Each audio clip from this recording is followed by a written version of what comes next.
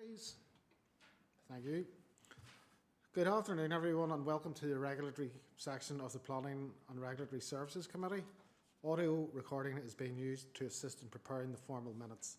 Therefore, anyone participating in the meeting consents to it being recorded and being live streamed on YouTube. The first item on the agenda is apologies. I have apologies in from Councillor Ian Wilson. Councillor O'Kane will be here at 4 o'clock and Councillor McGowan will be here shortly. Is there any apologies from the floor? Councillor Armstrong, I bring you in. Yes, thank you, Chair. Councillor Al Mulholland says that he could be here about 4:30, so he's running late, so that's the only one I have. Thank you very much, Councillor Armstrong. Okay, members, we'll move on to agenda item 2, and that is declarations of interest. And as is normal, we'll take these as the meeting progresses. So if you've any to declare, you can let me know as we go through the agenda. We're moving on to agenda item 3, and that is the report from the Head of Planning. There's 3 items for decision. They're all related to listings. Damien's going to take them together. However, I will be seeking a proposer and seconder for them all individually. So, Damien, I'll hand over you to take us through these 3 decision items. Thank you, Chair. Good afternoon, members. Members, you have 3 reports before you regarding a consultation by Department for Communities on a proposal to list 3 milestones in the borough. The milestones are located relatively close to one another along Loch Brickland and Lisnagate roads, which, as you may know, are just a few miles west of Banbridge. All 3 milestones are of similar design, each being of granite construction, engraved on 3 sides and having a distinctive pyramidal-shaped top. They're relatively low in height, varying from 500 to 900 millimetres. DFC consider them to be of special architectural and historic interest. Officers propose to respond to DFC, raising no objections, and a copy of the draft response is included in the appendices. Happy to take any questions, Chair. Thank you.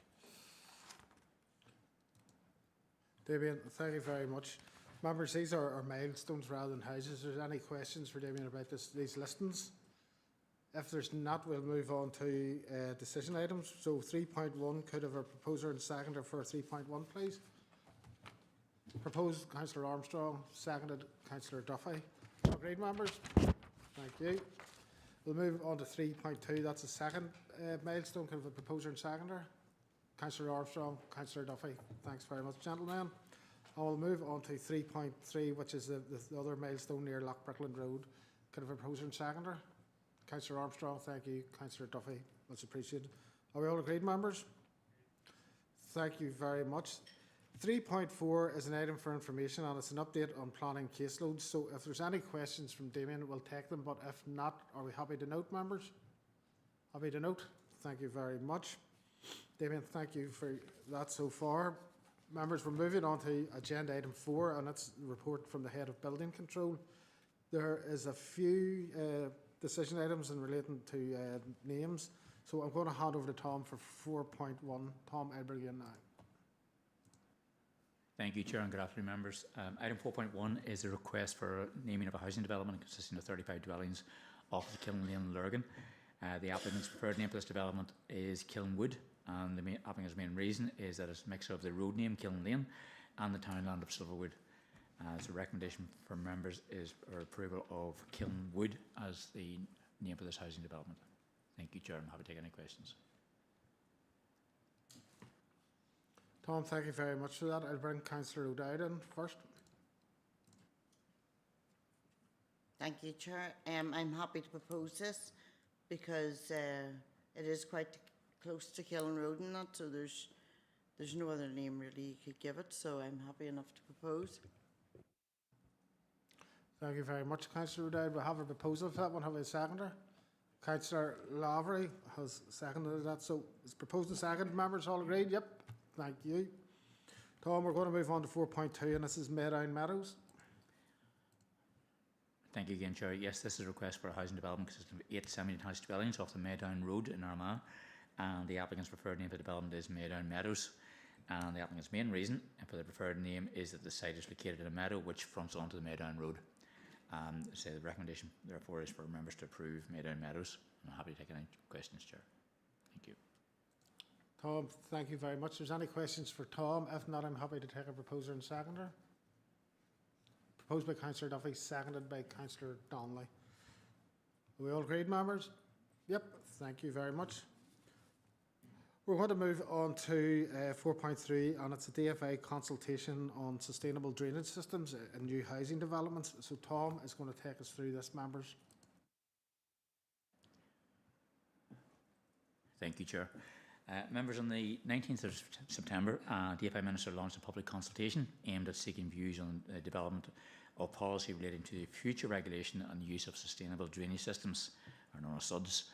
These are for new housing developments across Northern Ireland. The outworkings of this could well affect not only building control applications, but certainly planning applications, as well as potentially for our own estates and our parks. DFI considered this as an initial consultation and focuses on developing and implementing new policies and regulatory arrangements to ensure nature-based SUDs, such as grass swales, rain gardens and detention ponds, are provided in all new housing developments in the future. The intention is that widespread implementation of these more nature-based SUDs will be key in tackling not only climate change, but also managing flood risk and limiting the impact of new developments on existing drainage networks across the region. It also aims to explain the main considerations, as well as gathering essential information and options on the key policy areas, potential implementation challenges and opportunities to promote the wider uptake of SUDs. Members are asked to also note that the consultation complements the DFI Water Sustainable Drainage and Flood Management Bill, which was introduced into the Northern Ireland Assembly on the 23rd of June this year. And this bill will provide powers for and regulations on SUDs design, approval and maintenance, and is currently progressing through the Assembly. Officers have also reviewed this bill in tangent with the consultation, as the bill will provide the powers to make regulations, in particular on design, approval and maintenance of these SUDs.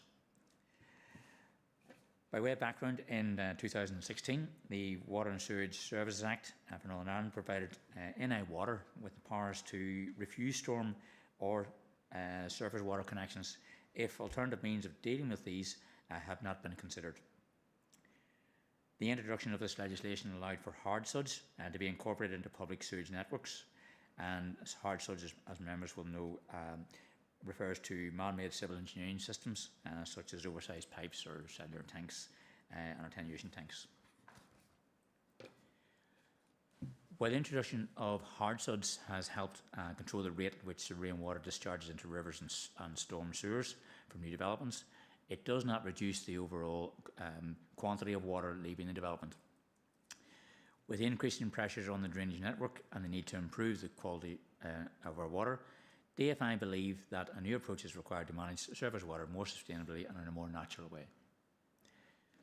When the primary legislation was enacted in 2016, it allows for the use of soft SUDs, but unlike hard SUDs, with Northern Ireland Water being an approvals body, there are currently no formal arrangements for approval or for the agreeing the ownership or management responsibilities for soft SUDs. The questions in this consultation document look at how, exploring how these could be developed. Officers have reviewed and answered the consultation questions from the perspective on impact to councils and in particular to building, control and planning departments. The full consultation response is in Appendix 4, but in summary, officers' key points would be the following. Officers believe that SUDs should not be a mandatory requirement to all new housing developments, as to the extent of which nature-based SUDs can be provided will be based on site constraints and the location and size, etc.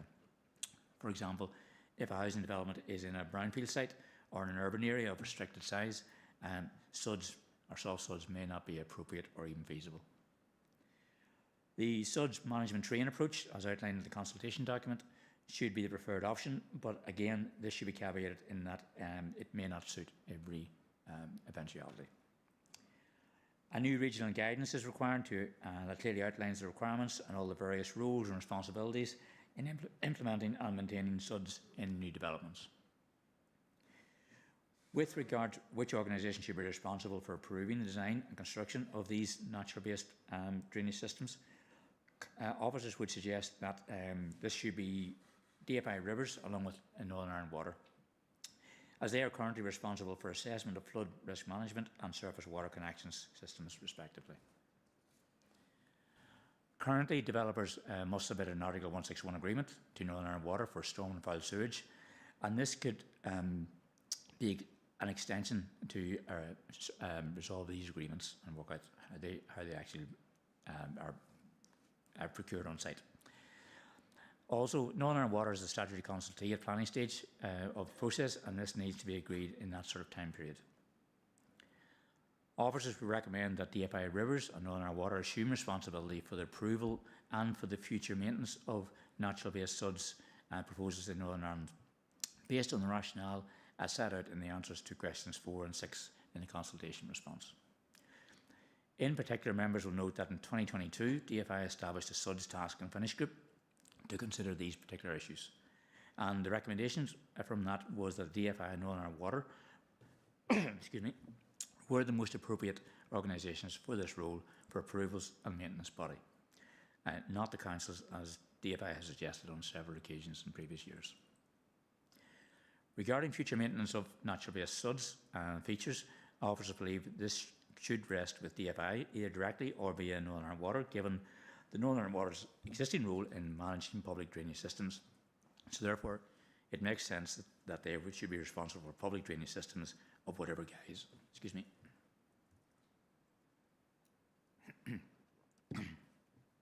Excuse me. Furthermore, officers will recommend that a contribution from developers towards SUD's future maintenance, which is mentioned in the consultation document, that should be future explored. The closing date for receipt of responses is the 19th of December, and given that the committee recommendations will not be ratified until the full council meeting at the end of December, it is proposed to forward the draft, subject to members' approval, before the closing date, with the caveat that, given the time frame, council reserve the right to add or amend its response as directed by members. As previously mentioned, the outworking of this could well affect future building, code and planning applications, and the recommendation therefore for members is to review and approve the draft in front of members as in Appendix 4. Thank you, Chair, and I'm happy to take any questions members may have.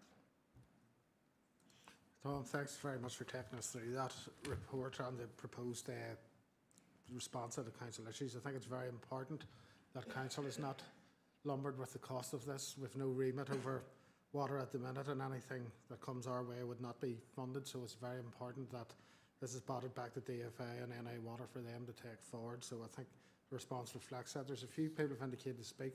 So I'll bring Councillor Lavery in first. Thank you, Chair. Yeah, I just wanted to reinforce a couple of things you had said.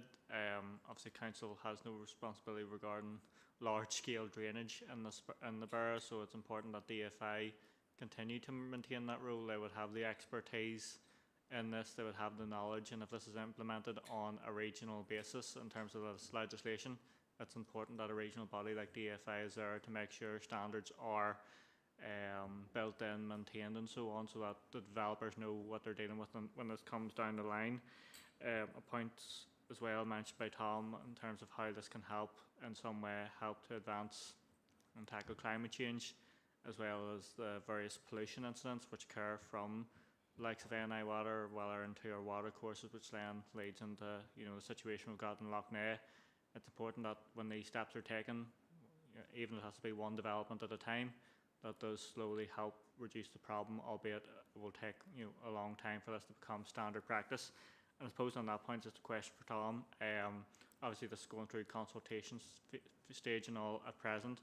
Is it anticipated that this bit of legislation is hoped to be passed this mandate, and then when it might come into force for developers to upskill themselves for NI Water, DFI, and so on, to put the required resources in place so that they would then be able to tackle this? Because obviously, like ourselves in the borough, we're in a better place than that. We've got a lot of residential growth and so on. So it would need to be a smooth transition, if you know what I mean, into this new guidance. So just a wee question on timeline there, Tom, just for this, but agree with all the points that Tom said there in the report and the consultation response. Thank you very much, Councillor Lavery. I'll bring Tom in to respond about the timelines. Thank you, Chair. Thank you, Councillor Darby, for your question. The actual consultation doesn't specify a timeline, but what I would say is that, as referred to in the report, there is the DFI Water Sustainable Drainage and Flood Management Bill already going through the Assembly, and this works in tangent with it. So I would assume that it's within this mandate.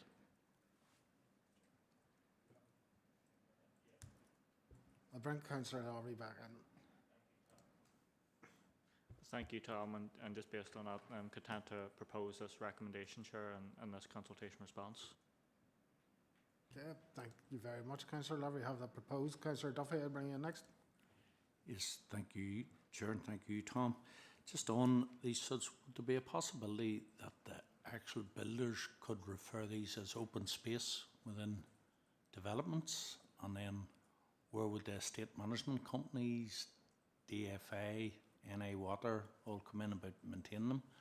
As I said, it could be a minefield right across the lot of them, but I'm happy to second that proposal. Thank you, Chair. Thank you, Councillor Duffy. I'll bring Tom in to address that point you raised about open space, sir. Councillor Duffy. Thank you, Chair. Answer to your question, Councillor Duffy, yes, that is critical. The maintenance, it's one thing for the design and the installation of soft suds. The ongoing maintenance year on year is critical, and that could well be a swale, like a sunken area. And if it's not properly maintained, it will become something other than a sustainable drainage system in the future. It could be an eyesore if it's not properly maintained. But all of those questions, as I say, we need answers on in any future guidance coming forward as to who is not only the approval body, but who is also responsible if some of these aren't being maintained, then who's the enforcement body to go along to that developer or whoever's in charge of it and ensure that the maintenance is carried out. Those are key questions. Tom, thank you very much. That was proposed by Councillor Lowry and seconded by Councillor Duffy. You all agreed, members? Thank you very much. Okay, the next item, 4.4, is an update on building control and property certificate applications. It's an item for noting. If there's any questions for Tom, I'm happy to take them, but are we happy to note? Happy to note, members? Thank you very much. Members, that takes us to agenda item 5, which is correspondence. There's 3 items there. 5.1, the revisions to the regional policy framework for the 2-tier planning system. 5.2, avian influenza prevention zones. And 5.3 relates to the historic building listing at 3 Newry Street, Rathryland. Have we any questions on them or any issues you want to raise? Are we happy to note these items for correspondence? Happy to note. Thank you, members. Okay. Agenda item 6 takes us to the confidential report. So can I seek a proposer and seconder to go into Councillor Flaherty is proposed, seconded by Councillor Duffy. Members and online viewers, in accordance with Schedule 6 of the Local Government Act, we will now be moving into a confidential session of the committee. This means that we will be turning off the public feed of the meeting. This will be returned when the meeting restarts. Can I ask the ICT officers to please turn off the live feed and confirm with me when the confidential section of this meeting can proceed? Thank you.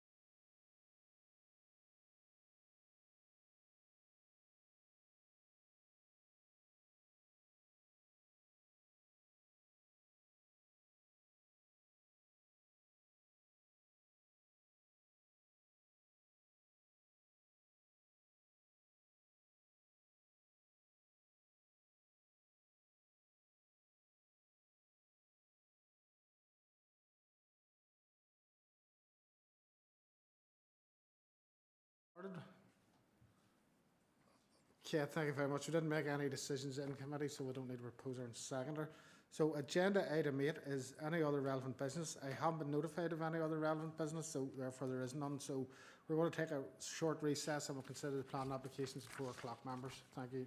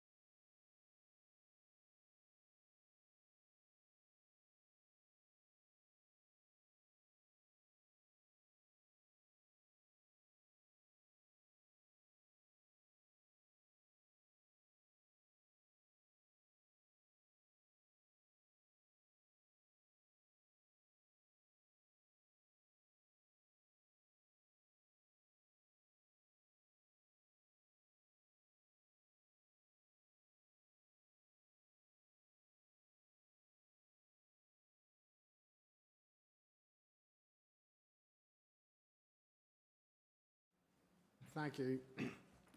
Members, we're moving on to agenda item 7, and that's applications for planning permission to be considered by the committee as per the schedule of planning applications.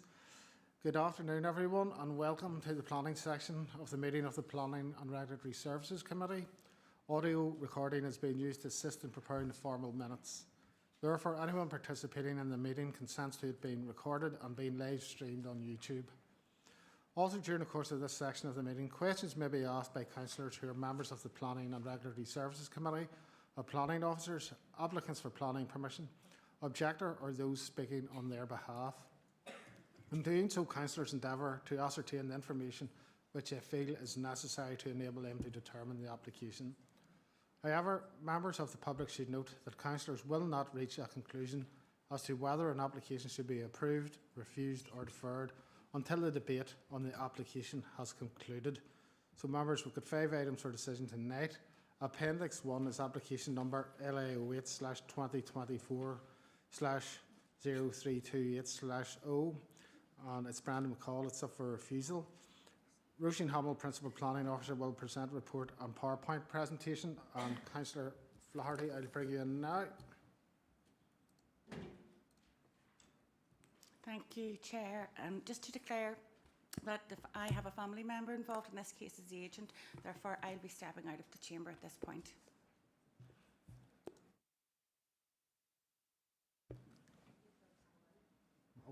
Oh, yes. Right, we'll just get the agent in before we proceed then.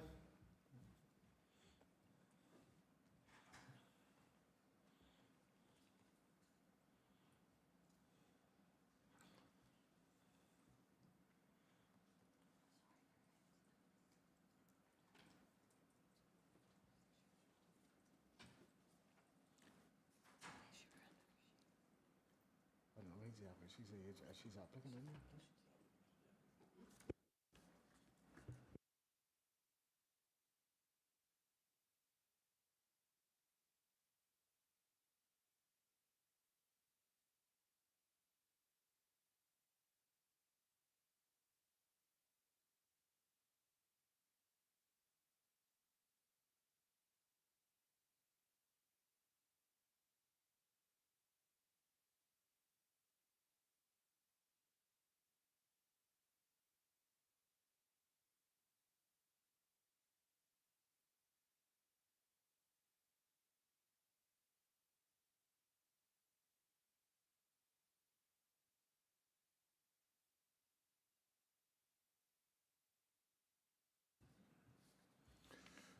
Okay, members, it's Appendix 1, it's application number LA08/2024/0328. Roisin Hamill, our Principal Planning Officer, will present report on PowerPoint. Councillor Flaherty has made a declaration and an addendum report has been circulated. Is Alderman Barry making a representation? Is he here or is he online? No, it's... No.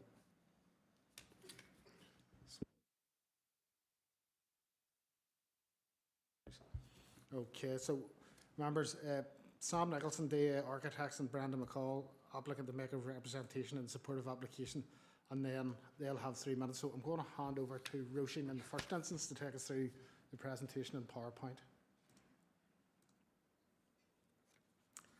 Thank you, Chair. This application is an outline application for a site for dwelling and garage within a former playing field at 9 Red Rock Road, Armagh. The application is being presented to committee as the application has been called in by Councillor Barry. The application site lies in the rural area and is comprised of an open grassed area, which is the former playing field of the nearby former primary school and which is bounded by mature trees and hedgerows. The application has been assessed against policy CTY2A of PPS 21, which states that planning permission will be granted for a dwelling at an existing cluster, provided all of the criteria listed within the policy have been met. The application site is located adjacent to a group of buildings, 4 of which are dwellings, 2 community buildings and a number of farm buildings. Officers accept there are at least 4 buildings in the vicinity of the site outside of a farm, of which at least 3 are dwellings, and that the proposal complies with the first criteria of CTY2A. The second criteria requires that the cluster appears as a visual entity in the local landscape, and while views of the grouping are limited, officers accept that from certain vantage points this grouping does appear as a visual entity, and therefore the proposal complies with the second criterion of CTY2A. Criteria 3 requires that the cluster is associated with a focal point, The cluster of development is associated with a former primary school and a young farmers' hall, both of which are community buildings. Therefore, the proposal complies with the third criteria of CTY2A. Criteria 4 requires that the site provides a suitable degree of enclosure and is bounded on at least 2 sides by development in the cluster. Officers consider that while the site provides a suitable degree of enclosure, it's not bounded on at least 2 sides with other development in the cluster. The application site lies on the edge of the cluster and is only bounded on one side by development. For that reason, the proposal fails to comply with criteria 4. The 5th criteria requires that the development of the site can be absorbed into the existing cluster through rounding off and consolidation and will not significantly alter its existing character or visually intrude into the open countryside. Officers consider that the proposed dwelling and garage will visually intrude into the open countryside given that it's surrounded on all sides except one by agricultural fields. Officers consider that as a dwelling on the site would add to the linear development along Red Rock Road, thereby intruding into the open countryside, and do not consider it to be rounding off. Therefore, the proposal fails to comply with criteria 5. Officers are also of the view the proposal would result in the extension of ribbon development along the Red Rock Road, contrary to CTY 8, and would therefore result in a detrimental change to the rural character of the countryside, contrary to CTY 15. The application site is a former playing pitch which was associated with a nearby primary school. The site falls within the definition of open space provided by PPS 8 Annex A. Policy OS 1 PPS 8's development that would result in the loss of open space will not be permitted. An exception will be permitted where it's shown that the redevelopment will bring substantial community benefits that outweigh the loss of open space, or where alternative provision for open space is being provided. In this case, officers are of the opinion that the erection of a private dwelling would not bring substantial community benefits to the area. Furthermore, the applicant is not proposing to make alternative open space provision, and the proposal is therefore considered to fail the exceptions test contained within Policy OS 1. So for the reasons set out in the report, officers are recommending that the application be refused. And I'll just take you through the PowerPoint.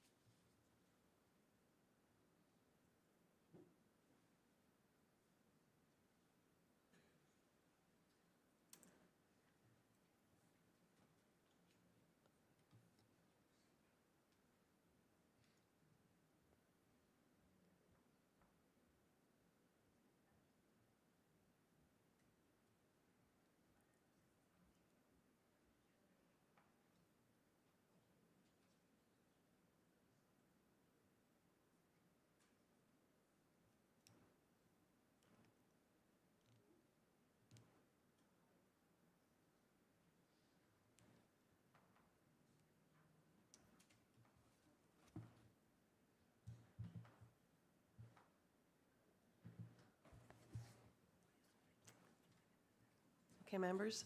The blue arrow indicates where we are in the general area, so it's the south 2 miles to the southeast of Armagh. This is a site location plan that was submitted with the application site, and you can see the application site's outlined in red just to the very bottom of the map there on your screen. This is a cluster analysis that was provided by the agent, and it shows the location of dwellings, domestic dwellings, the community buildings and other buildings, and you can see the colours there. And again, this is the cluster analysis provided by the agent, and the dotted line defines the cluster of development. This is an aerial photograph of the site, so you can see the wider area with the cluster of development line to the north of the application site.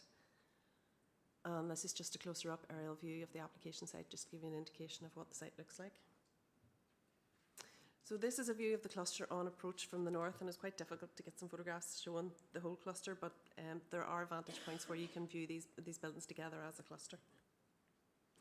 And this is, you move on further down the Red Rock Road, you can see this is standing outside the former primary school, looking towards the site. You can see it's annotated with the red arrow there. And this is just standing at the gate of number 9 Red Rock Road, and that's the application site to the far side of that post wire fence. And this is just a view of the application site further back on the Red Rock Road. And again, this is it on the Red Rock Road in the context of the former primary school, which is to the right-hand side. This is a view from further south down the Red Rock Road, looking north, looking back north towards the site. This is an extract from Building on Tradition. This is a design guide for the countryside and is material consideration in the determination of planning applications. So page 69 of the document deals with dwellings and existing clusters, and the sketch illustrates the site and principles for clusters. So the plots that you see identified in pale blue are considered likely to comply with CTY 2A, so they comply with the criteria of CTY 2A. The plots in purple, or the purpley colour, are considered not likely to comply with CTY 2A. And that concludes the presentation. Thank you, members. Roisin, thank you very much for that. Members, we have Sam Nicholson, DA Architects, and Brendan McCall, the applicant, to make a representation in support of the application. They have 3 minutes. Sam, Brendan, you're very welcome to the Plan Committee this afternoon. Sam, you'll know the form here anyway. You'll have 3 minutes. Are you speaking for the 3 minutes, Sam? Yes? Okay, thank you, Sam. So you'll have 3 minutes once the clock starts, and if you're still speaking when 3 minutes are up, you'll be cut off, just so you know in advance. So I'm going to bring Sam in now. I'd like to thank the committee for... Oh, sorry.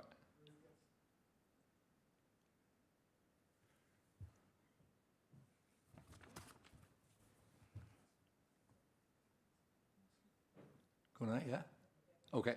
I'd like to thank the committee the opportunity for present in support of this application this afternoon. The proposal is for a much-needed site for a dwelling on lands adjacent to the south and 9 Red Rock Road, Cologne. My client, Brendan McCall, is present to provide clarification on any questions that the committee may have during the consideration of the application. We're applying for this dwelling under PPS 21 policy CTY 2A, new dwellings in existing clusters. As has already been accepted within the planning report, the site already complies with 4 out of the 5 or 4 out of the 6 criteria listed or required. However, I believe the site complies to 5 of the 6 criteria. Criteria number 5, this is an outline application for development, and we believe that given the existing mature eastern, western boundaries and planted buffer southern boundary, a dwelling could easily be integrated and absorbed into this site by rounding off and consolidating the cluster known as Cologne. The existing planted buffer to the south would fully screen the proposal from the open countryside beyond.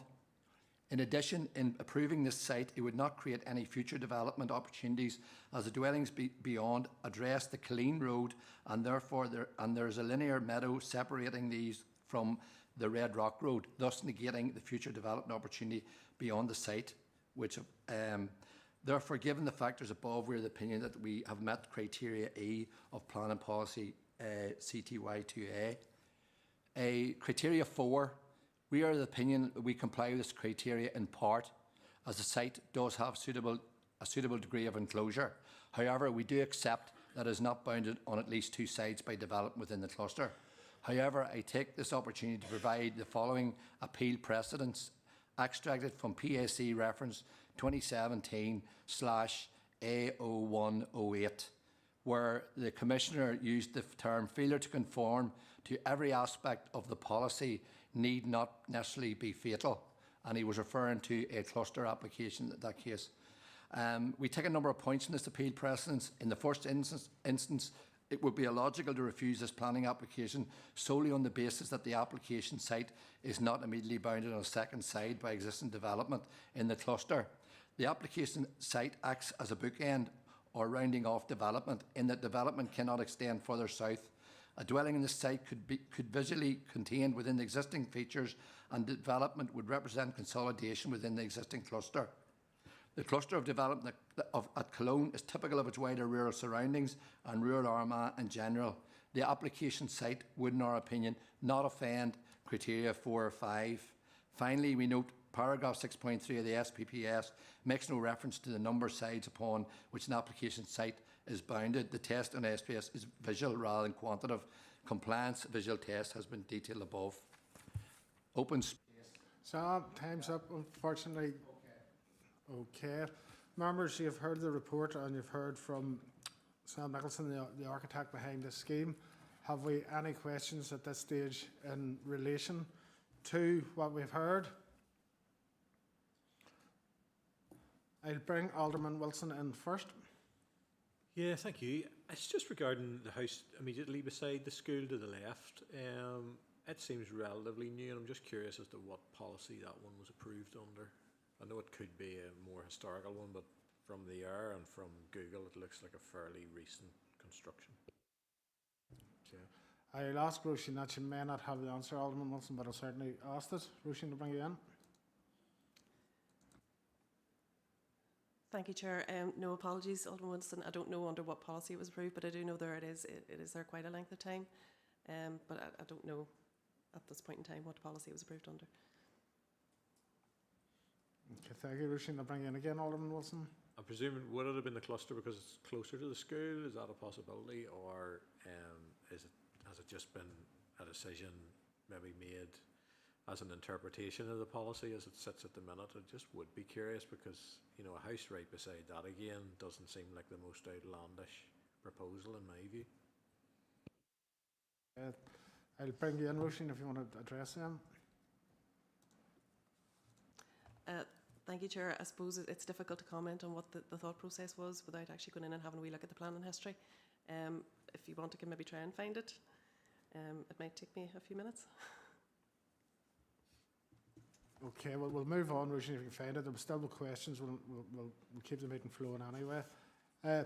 Roisin, I'm going to ask you a question next. You've heard the architect say that, except that the site isn't fully bound on the two sides, and that wouldn't be fatal to the application. I know there was reference made to a Plan Appeals Commission. I'm not going to ask you to comment on that because you probably may not have that there, but what would your assessment be in relation to it not being bound on two sides? Is it a black and white that doesn't meet the criteria, in your opinion? Thanks, Roisin. Thank you, Chair. Look, Policy CQI2A requires that the proposal complies with all of the criteria listed, and that's obviously what we as officers have to look at. Does it comply with all of those policies listed? I do actually know the appeal that Sam's referring to. I have had a quick look at it, and look, yes, the Commissioner at that point in time said, you did say failure to conform is not necessarily fatal if there are mitigating factors.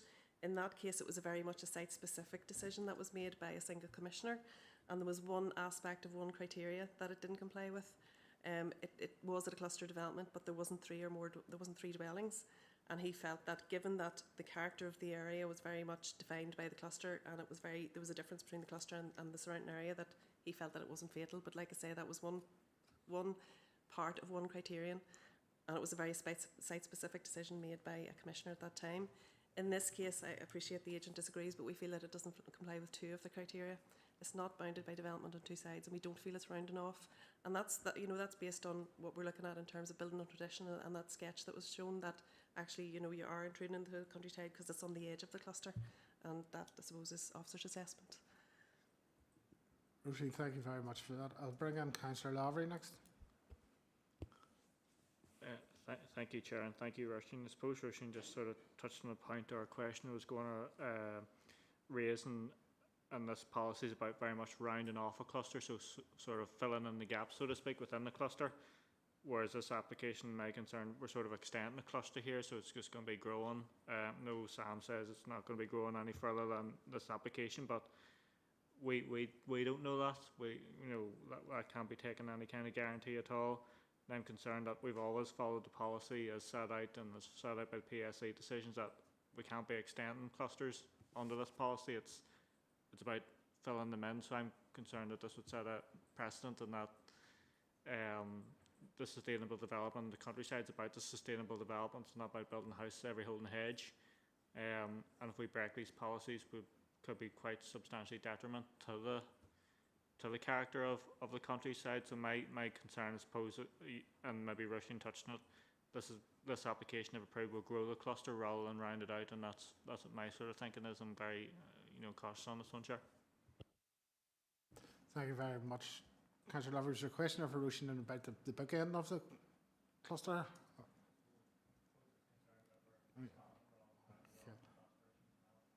Yep.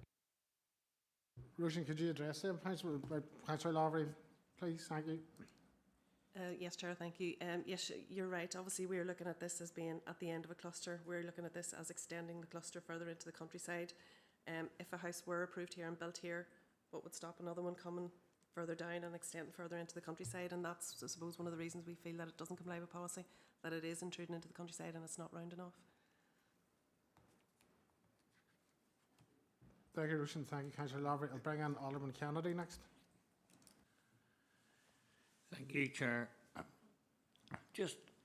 I haven't been on the planning committee that long, maybe too long, but that's beside the point. But just that OS 21 or OS 1 there, Roisin, that's a new one for me. I don't think I have come across that in like for play area or space. Is that the fact that that was a former playing field for the school that has been brought in? But the school's closed, I'd say, up in 20 years. And as soon as the school moved out, I up and down that road quite frequent. As soon as the school moved out, a neighbouring farmer had a hole in the hedge, and it has been livestock on it this 20 years, probably, or going on 20 years, you know. So it can't really define under the play area, because unless you wanted cows in the bull or something chasing around after you, it wasn't an ideal spot for open space after the school moved out, you know. Okay, thanks, Alderman Kennedy. Bring Rushin in to address that in terms of the open space categorisation. Rushin? Thank you, Chair. Look, yes, I appreciate where you're coming from. When you look at it, it looks like a field. Obviously, the school has been closed some time. When you look back over historical, spatial, you can see that it was associated with the school. And from a planning perspective, the last known use of the site that we're aware of was that it was a playing field. Playing fields are protected under PPS 8, under policy OS 1, and that's why we've applied this policy. We have no evidence in front of us, or nothing has been submitted to suggest this is now part of a farm holding or it's been used for any different use. We're obviously basing this assessment on the last known use of the land. Thank you, Rushin. I'll bring it back in, Alderman Canada. Thank you for that, Roisin. But I'd say if you Google any aerial photographs over the past 10, 15 years, any aerial photograph, there've been probably livestock in that. You know, it's not just that they were put in and out, they were there on and off for most of the summer months. Okay, thanks, Alderman Kennedy. I think it was a comment more than a question, was it? Yeah. Okay, thank you. I'll bring in Alderman Wilson next. Yeah, thanks, Roisin. Just in terms of the cluster analysis as in place in the presentation, obviously the green dotted line, that's denoting, is that just basically, you know, an idea of what the cluster as it appears at the minute looks like, or is that a definitive guide to what the cluster is in planning terms, and it can't be extended or decreased, that is as it is? Firstly, I need that question answered.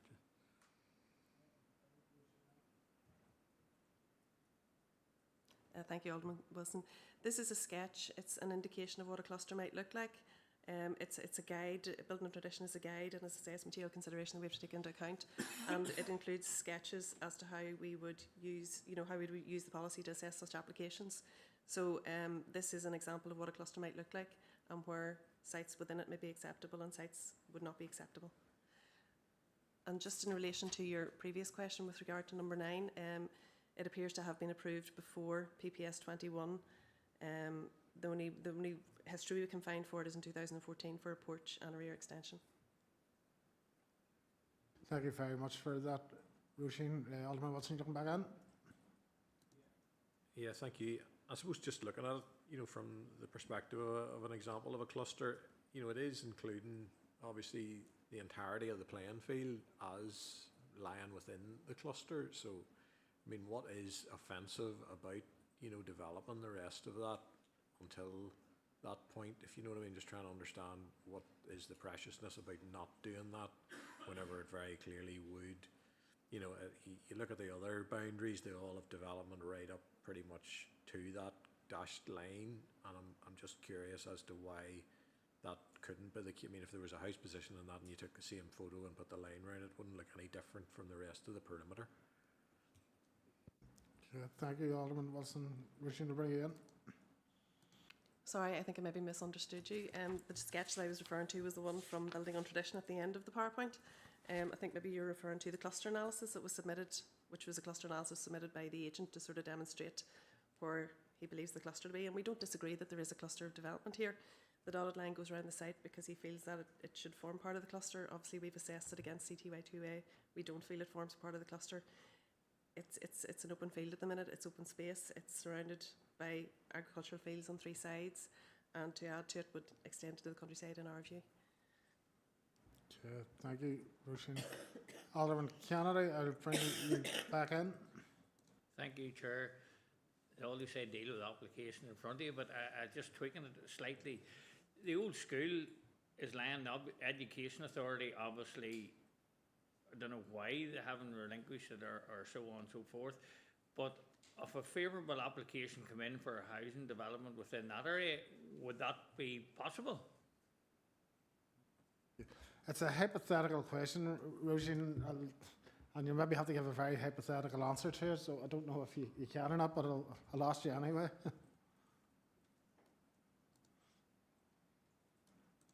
Thank you, Chair. Obviously, it would be something that would have to just go through the planning process to look at what developments on the site and whether or not we would accept a housing development on that site.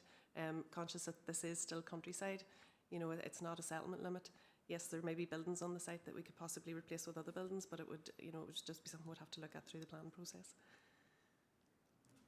So, Roisin, thank you very much for that. I'll bring Councillor Armstrong in next.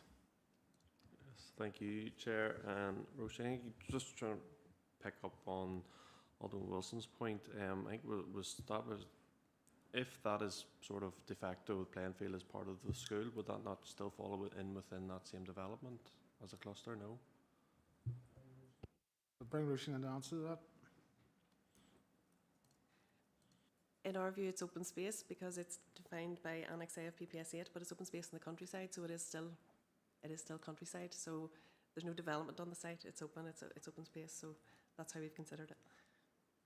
Okay, thank you, Roisin. Content, Councillor Armstrong. Okay, members, there's no further lights on, and if there's no further questions for the agent or our planners, we will move into the debate stage. Has anyone any thoughts on this? I'll bring Alderman Wilson in first. It's just one question before we move on that, if you'd permit me, and it's just for the applicant. I'm just curious, are there any other overriding reasons that maybe haven't been explained in terms of the necessity of the house? Because it always, you know, comes back to that, and I'm just curious, are there, in her view, you know, we haven't asked her a question yet, but she's here, are there any other overriding reasons that we haven't give consideration to in terms of the necessity of this house where it's located? Okay, thank you. I don't know if Brenda or Sam wants to answer that question, or... Right, Sam, I'll bring you in now. Thanks, Chair, and thanks for the question. I had a bit in my spiel, but I didn't get to it. Look, just in answer to that question, the proposed dwelling is for the applicant's son and young family. Having recently moved back from England, Josh and his family wish to put down roots close to his mother, who has been diagnosed with a degenerative illness, which will potentially result in the need for regular care in the future. If planning permission were granted, this would allow Josh to be very close to his mother, to provide additional support and care, as well as afford him the opportunity to have his own space for his own physical and mental health and well-being, where he can develop his life with his wife and family. I don't know if Brenda wants to add to that, Chair. I'd also, if we could click back on the open space, I didn't get that bit on my spiel either, Chair, if it's possible, but I'll hand over to Brenda if she wants to add to that. If you hit your button there, Brenda, I'll bring you in. Okay, that's... Okay, so just really to confirm what Sam has said about my son has moved. They're actually living with me at the moment at 9 Red Rock Road. And that house actually was the teacher's residence belonging to the school back in the day. That was where the headmaster lived. And it was sold to us back in 1990. And then, I don't know how many years ago, there was a bit of ground at the back of my house, which was owned by the Education Authority that joined the field. And then when the school closed, I got offer and I was able to buy it off the Education Board. And then obviously the same with the field. So it would be just, it would be lovely to have my son and family beside me, because I live there on my own. And it would be just ideal, really. Brenda, thank you for that. Okay. Oh, sorry. You haven't come up here. Turn it off now. Yep. Right, I'll bring in now Councillor O'Dowd. Members, I had moved into debate. There's a question from Alderman Wilson next. I'm not taking any more questions after that. I'd made clear that we'd moved into debate. I'm taking these two questions and then that's it. Oh, cut that again, Councillor O'Dowd, would you? Thank you, Chair. Mine's more comment than a question. I actually have to agree with Councillor Lavery. We do have policies for a reason. We do have policies for a reason, and as much as we would love to give everybody planning permission to live where they would want to live, we have to follow policies and procedures. So that was the only comment that I would like to make. Thank you very much, Councillor O'Dowd. To bring Alderman Wilson back in. Yeah, it's just regarding the agent's comments. I would be keen to understand or hear more about the open space argument if he wishes to make it, if that's permissible. Okay, yes, certainly. Sam, if you'd like to address that open space issue, I'll bring you in. Yeah, thank you, Chair, and thanks, Alderman Wilson. Yes, there is a policy OS 1 PPS open space, but within this policy there's exception will be permitted for development provided it can be clearly demonstrated that loss of open space will have no significant detrimental impact on amenity character or biodiversity of the area. I have listed sort of 6 points here which I just want to sort of bring to attention of the committee. All amenity within the rural Cologne area is provided within the individual dwellings. The open space has remained unused since the closure of the school in 2008, as Alderman Kennedy said, almost 20 years ago. The area is not included in any open space provision strategy within the council. Precedence has been set within Armagh City, where a playing field, locally known as the Clump, was approved for a housing development and is now currently a housing development within the city. And paragraph 5.3 of the policy states that this policy is particularly important in rural areas, which begs the question that rural areas must have a more flexible approach.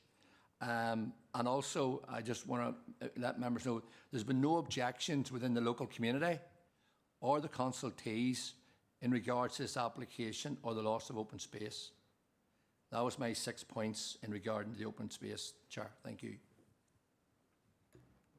Thank you, Sam. Okay, members, that was question. We've now moved on to the debate stage. Has anybody any thoughts they want to share with us at this stage?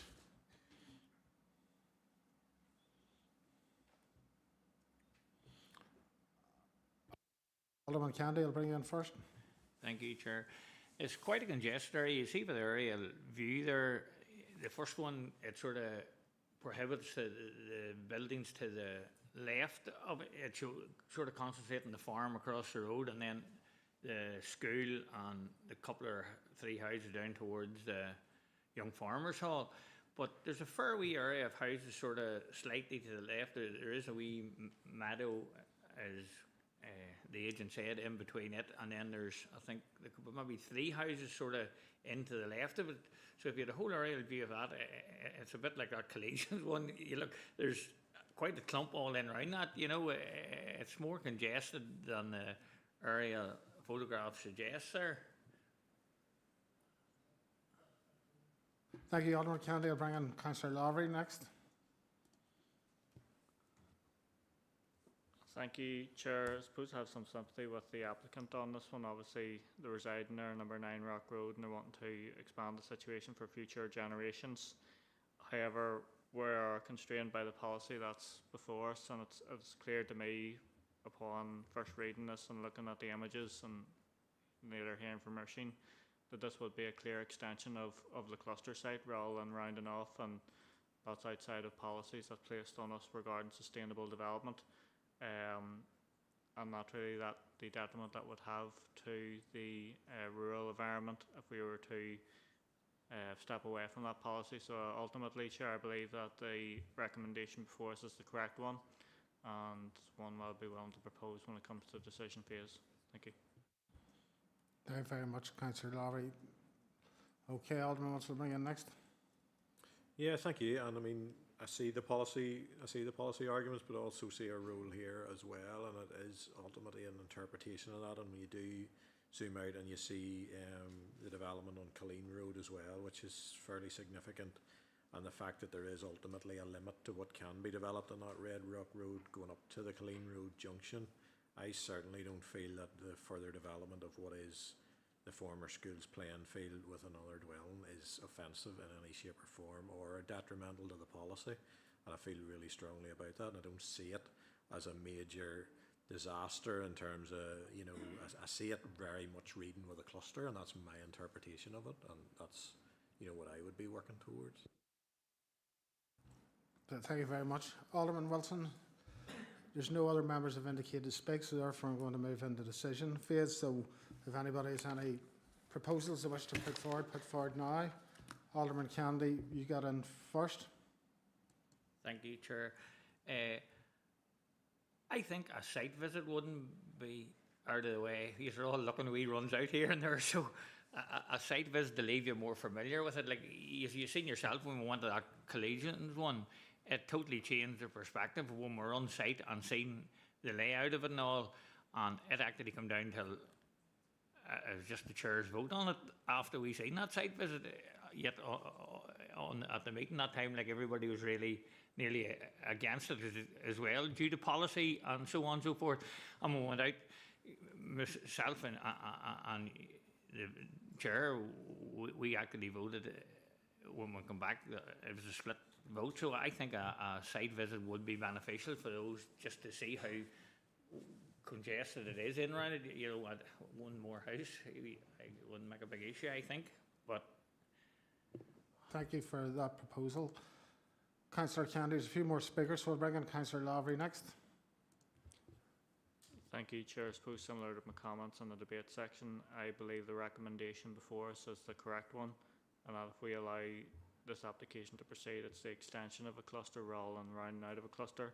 I would also be concerned if we did this, that would lead to the further construction potentially of houses along the increased southern boundary, as there's clearly another field between it and the linear field as mentioned by Sam there in this correspondence. So I'm concerned we're on a very slippery slope here, and any applications prior to this now in the last 10 years regarding cluster sites would be very disappointed if we came to a decision which is clearly outside of policy on this. So I'm proposing that we accept the officer's recommendation to refuse. Thank you very much, Councillor Lavery. I'll bring in Alderman Wilson next. Yeah, just be happy to second Alderman Kennedy's proposal for a site visit. I think it would be very useful. I'd be keen to partake in it. Thank you very much. And I'll bring in Councillor O'Dowd next. Thank you, Chair. On this occasion, I would actually lean towards what Councillor Lavery has already said. I'd be happy enough to go with the refusal, because I personally feel that if we went ahead and approved this at the minute, we would be opening the floodgates. So we would, for more issues. So I'm happy to second Councillor Lavery's proposal. Okay, thank you very much. Folks, we've got two proposals on the floor, so we're probably going to have to go, well, we are going to have to go to a vote on it. So as Alderman Wilson and Alderman Kennedy's, it was proposed by Alderman Kennedy, seconded by Alderman Wilson for a site visit. We will have a vote on that. Okay, so if we can, members, if you get ready, you can vote. Now, voting's open.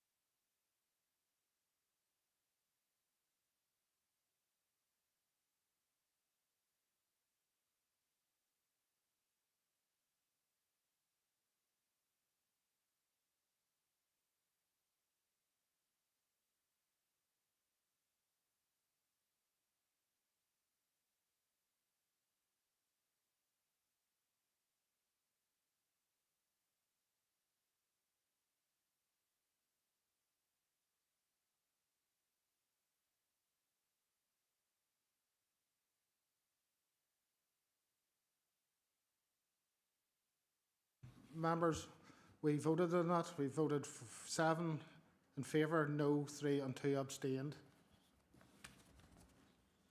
Okay, so that is that vote for the site visit. That means therefore we don't need to proceed to the other vote. It was carried. For the site visit, yeah. Okay, remember this application is deferred for a site visit. Okay, so we'll let Sam and Brenda leave the room before we go on to the next one.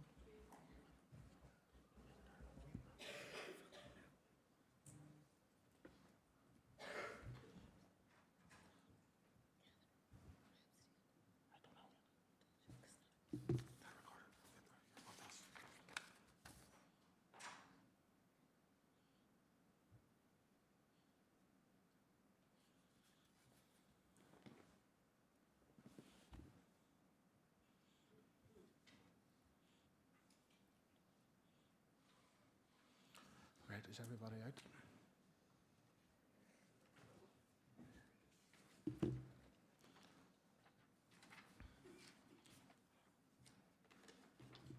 Okay, members, that means we're moving on to the next application, which is number 2. It's application number LA08 2023/2037F. It's Kieran McGuinness' refusal. We don't have anybody here speaking on behalf of the applicant, so Roisin, you're going to take us through the PowerPoint and presentation.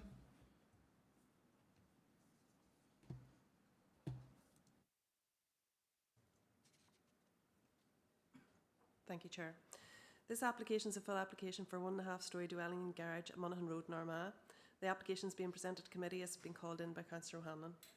Can I first just draw members' attention to a drafting error in the report? On page 6, where it refers to criteria B of policy QD1, a comment's been included at the end of the criterion which makes reference to the ASSI, so it's just the last sentence. And just to confirm, this comment is a query and it wasn't meant to make the final report, so it's included in error. The application site lies within the development limits for Armagh as set out in the Armagh area plan and is not zoned. The site comprises a portion of garden of the adjacent dwelling and a currently overgrown area of land which is sandwiched between the existing dwelling to the west and Craigavon Gardens to the east. The site is generally level and sits above the dwellings in Craigavon Gardens.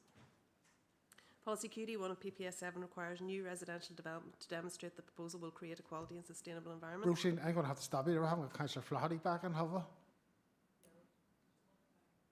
She's on her way out. We'll just continue then. We're going to have to start again. Roisin, That's okay.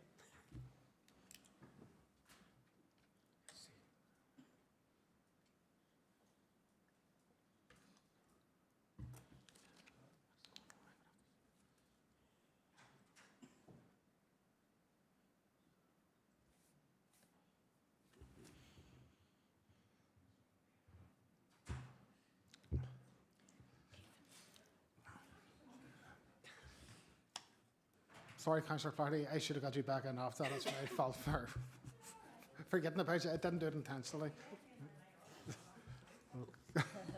Okay, Roisin, sorry about that. Roisin, I'll bring you back in. That's okay. This application is a full application for 1.5-storey dwelling and garage at Monaghan Road in Armagh. The application is being presented to committee as has been called in by Councillor O'Hanlon. And I would just advise members that there is a drafting error in the report. On page 6, where it refers to criteria B of QD1, a comment's been included at the end of criterion B which makes reference to the ASSI, and that's an error. It shouldn't have made the final report. The application site lies within the development limit for Armagh as set out in the Armagh area plan and is not zoned. The site is comprised of a portion of garden of the adjacent dwelling and a currently overgrown area of land which is sandwiched between the existing dwelling to the west and Craigavon Gardens to the east. The site is generally level and sits above the dwellings in Craigavon Garden. Policy QD1 of PPS 7 requires new residential development to demonstrate the proposal will create a quality and sustainable environment. The predominant land use within this area is residential, and officers consider there would be no conflict in terms of land use. However, the application site occupies a more elevated position than its neighbouring dwellings to the east. To ensure the amenities of these adjacent properties is not affected, officers have requested the agent submit a cross-section showing the proposed development in relation to existing neighbouring development. However, this was not submitted. In the absence of any evidence to the contrary, it is therefore considered the proposal, a proposed 1.5-storey dwelling positioned 7.5 metres from its shared boundary would cause unacceptable adverse effects on neighbouring single-storey dwellings located below the level of the application site in terms of overlooking and dominance. Therefore, the proposal is considered to be contrary to the policy requirements of criteria H of QD1 of PPS 7. The application site is located approximately 68 metres from Dromorg ASSI. Policy NH3 of PPS 2 states that planning permission will only be granted for development proposals that is not likely to have an adverse effect on the integrity of an area of special scientific interest. In this case, further ecological assessments are required to assess the impact of the ASSI. This information was requested, however, no substantive ecological information has been submitted. Therefore, it has not been possible to determine whether the proposed development is not likely to have an adverse effect on the integrity, including the value of the site to the habitat network or special interests of the ASSI. Therefore, the proposal is contrary to policy NH3 of PPS 2. Officers also consider the application site falls within the definition of open space. Policy OS 1 states there is presumption against the loss of open space irrespective of its physical appearance. The agent was requested to submit information in relation to OS 1 and why the proposal might be considered an exception. However, no further information was submitted. For that reason, we said it fails to comply with OS 1 of PPS 8. The applicant proposes to dispose of foul sewage via septic tank. NI Water have no objections with regard to the disposal of foul sewage. However, they have stated that a critical public sewer traverses the site and it's not possible to divert this infrastructure. NI Water has requested that the application be refused until an amended site layout has been submitted and approved by NI Water. The Council's Environmental Health Department has responded to state that an historic railway line passed through the application site and there's a risk of land contamination within the site, and have requested the submission of Stage 1 risk assessment in accordance with Lands Contamination Risk Management. Given that officers are minded to recommend refusal of the application with regard to PPS 7 and PPS 2, an amended site layout plan to address NI water concerns and the risk assessment to address environmental health concerns were not requested. So for the reasons set out in more detail in the report, officers are recommending that the application be refused. And again, I'll just take you through the PowerPoint. So the blue arrow gives you an indication of where we are. So it's on the southern side of Armagh City off the Monaghan Road. This is the site location plan submitted with the application site outlined in red. And this is an aerial view of the site just to give you an idea of where we are. Craigavon Gardens lies to the east. So this is an extract from the area plan, and as you can see, this is on unzoned white land. This is the location of the site in relation to Dromorg ASSI, so it is 68.8 metres from the boundary of the ASSI. However, the biodiversity checklist requires that if it's within 100 metres, further ecological information is required to be submitted to show the impacts of this and the potential impacts in the ASSI, but as you've heard, that hasn't been submitted. So this is just standing in front of the site looking towards it from the Monaghan Road, so it's to the far side of that post and wire fence that you can see. And this is a view towards 12 Monaghan Road, that's Craigavon Gardens to the left, and the application site's into the left behind the fence. So this is in Craigavon Gardens looking towards the site. You can see there is a bit of a level difference between the dwellings at Craigavon Gardens and the application site. And this is standing up on the application site again looking down towards Craigavon Gardens. And then again looking towards number 50 and 51 Craigavon Gardens. So this is the site layout plan that's been submitted, and you can see obviously how close the dwelling has come to the boundary with number Craigavon Gardens, and obviously that's one of the reasons we'd asked for the cross section, so we could fully assess the impact on those smaller those single story properties, given the level difference. And these are the elevations that were submitted. And these are the proposed floor plans and sections. And that concludes the presentation. Thank you, members.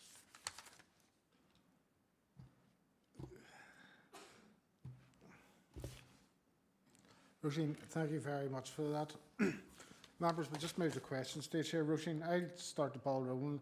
It seems there's 6 reasons for refusal, and the 4th one is that the submission of a stage 1 land contamination risk assessment wasn't provided to yourselves, and throughout there seems to be a lack of information coming forward. Would it have helped the applicant if they had submitted information to back up this application? Because it seems to be that there's a substantial amount of information that is required to help you make a decision that hasn't been provided. Is that the case?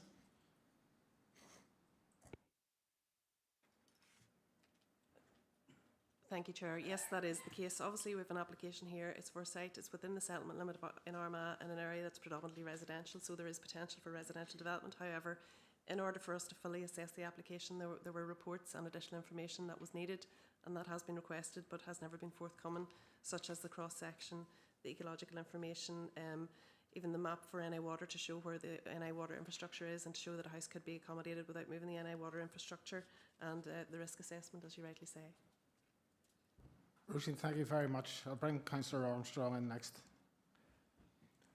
Thank you, Chair, and thank you, Roisin. And just to follow up on the question from the Chair, was there any reasons why they couldn't give the reports back, or what was the excuse that they were unable to provide that information once requested?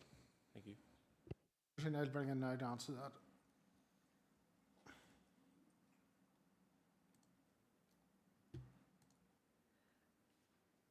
Thank you, Chair. Yes, we did try to engage with the agent, and we did write out to him and ask him for certainly the cross-section and the information, the ecological information and the information with regard to S1, but they simply came back and said that they didn't feel they needed to provide the information. The information in relation to NI Water and environmental health the consultation replies came at a slightly later date. Those consultation replies have been in the public domain for quite some time, but they never tried to address them, and they didn't tell us really why they weren't going to address them. Roisin, thank you for that. Councillor O'Dowd, you're in next. Thank you, Chair. So the applicant didn't feel that when the planning officer asked for information, they didn't think it was important enough to submit it. How long, what kind of time scale did you give them, Roisin, till submit it? When was that requested? Thank you, Councillor O'Dowd. Bring Roisin in now. Thank you, Chair. That was originally requested back in April 2023, and then the further consultation responses have been in the public domain since 2024. Thank you for that. Oh, yes, I'll bring you now, Councillor O'Dowd. Thank you, Chair. Well, I think that kind of says it all then, Roisin, doesn't it? Thank you. Okay, Alderman Candy, I'll bring you in next. Thank you, Chair. Councillor Ms O'Dowd had asked my question. I was just wondering, was there a significant time scale? Had there time to respond? Was it months or weeks or whatever? But it was 2023. I think it has been pushed under the carpet, so I'm happy enough. Thank you, Alderman Candy. Members, I think you've asked all the questions that are necessary, and I'll open it up for debate, but I don't think we need to have much of a debate in regards to this. The information hasn't been supplied for the planning officers to fully consider this application, and I think the recommendation that they have outlined is the only course of action open to us. So I will bring in Councillor Armstrong next. Thank you, Chair. And yes, sort of along the same vein, information is requested. The planners are there to help, and we don't want to turn down houses at all or properties and give out refusals. We don't like doing that. If we've asked for information, it's only necessary that you provide that information so we can make an informed decision. But I feel that we've probably ran a race with this one. Thank you, Chair. Thank you, Councillor. Councillor O'Dowd. Are we proposing at the minute? Well, unless anybody has anything further to add, I'm happy to move into proposal stage. Or Alderman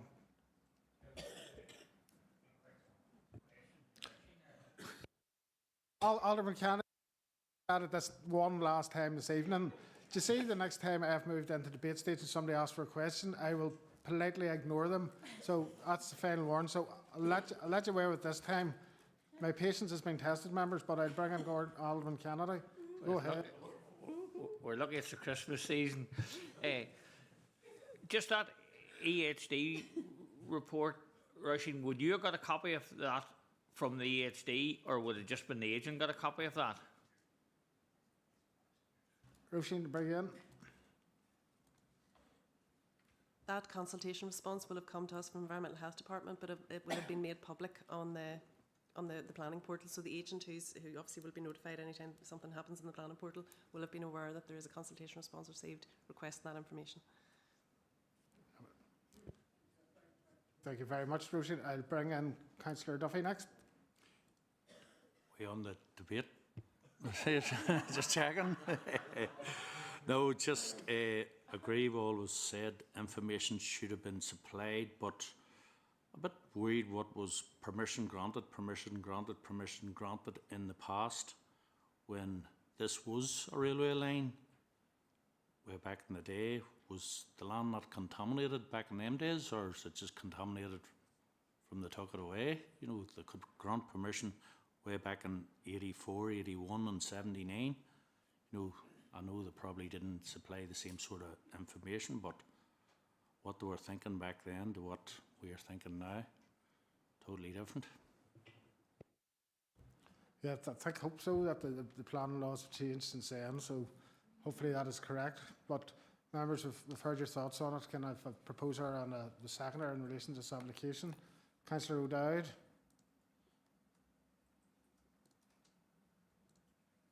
Thank you, Chair. Yes, I propose that we go with the officer's recommendation for refusal. Thank you, Councillor. I'll bring in Councillor Armstrong next. Yes, thank you, Chair. Happy to second that proposal. Thank you, Councillor Armstrong. Members, it's been proposed and seconded. Are we all agreed? Agreed. Thank you. Okay, members, I'll just let Hilary bring in, we've got 2 speakers on the next applicant.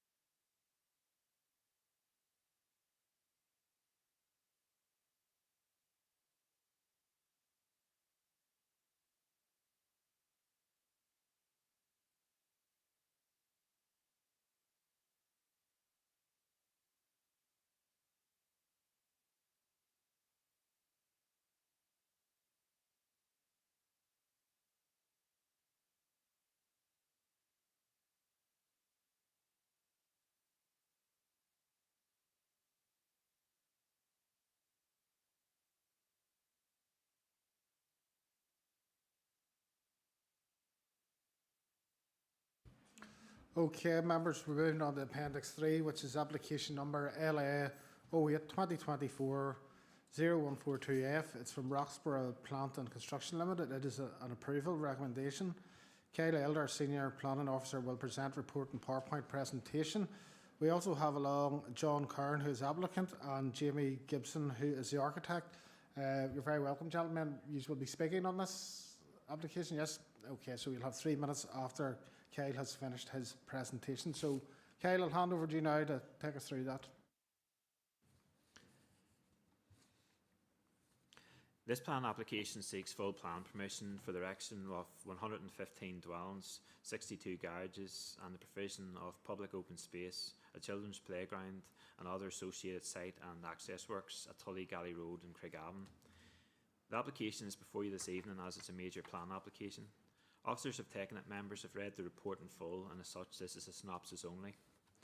The application site is located within the development limit of the Craigavon urban area, primarily on land zoned for Phase 1 housing, C-H5, land at Rathmore, Brownlow, and is also partially located on white land as depicted on map number 5 of the Craigavon area plan. The proposed development is considered to comply with the key site requirements of zoning C-H5, and officers raise no conflict between the proposed development and the Craigavon area plan or the SPPS. Therefore, the proposal to develop the site for residential purposes is considered acceptable in principle. Regarding the proposed sign layout and amenity, officers raised no concerns for the reasons detailed in the report. The proposed density is considered to be acceptable for this area. There is a minimum separation distance of 10 metres from the rear elevation of each proposed dwelling to the common boundary, and a minimum of 20 metres where dwellings back onto each other in accordance with creating places. Officers are satisfied that the proposed development would not unduly affect the amenity of any neighbouring property or development. Members are also advised that in this instance, officers have raised no concerns regarding the policy provisions of PPS 7, the addendum to PPS 7, PPS 12, or creating places. Members will also note that play park is to be provided towards the northwest of the site in accordance of the requirements of policy OS2 of PPS 8. The provision of this play park is being conditioned. The site will be accessed from the Tullygally Roads. DFI roads have been consulted regarding the proposed access arrangements and raised no concerns in the context of policy AMP2 of PPS 3. Road-related works also include the provision of a right-hand turning lane on Tullygally Road. DFI roads have raised no concerns with these proposals. As detailed in the report, 230 in-curtilage parking spaces and 78 communal on-street visitor parking spaces, a total of 308 parking spaces are proposed within the development, meeting the requirements of parking standards, which requires 295. In addition, other parking opportunities are available within the development. Officers do not raise any concerns with the parking provision proposed, and officers in this instance are content with that the proposed development accords with the SPPS and policies AMP2 and AMP7 of PPS 3. NI Water, in its consultation response, advised that an assessment has indicated that there are capacity issues, and this establishes significant risk of detrimental effect to the environment and detrimental impact on existing properties. NI Water note that the downstream catchment is constrained by overloaded sewage infrastructure, including one or more downstream unsatisfactory intermittent discharges, which are causing a negative impact on the environment. These discharges are recorded at a common embankment which discharges to Closet River. In keeping with the P reference 2021-A0231, confirmation has been provided from the agent that an engineering solution for disposal of wastewater can be found.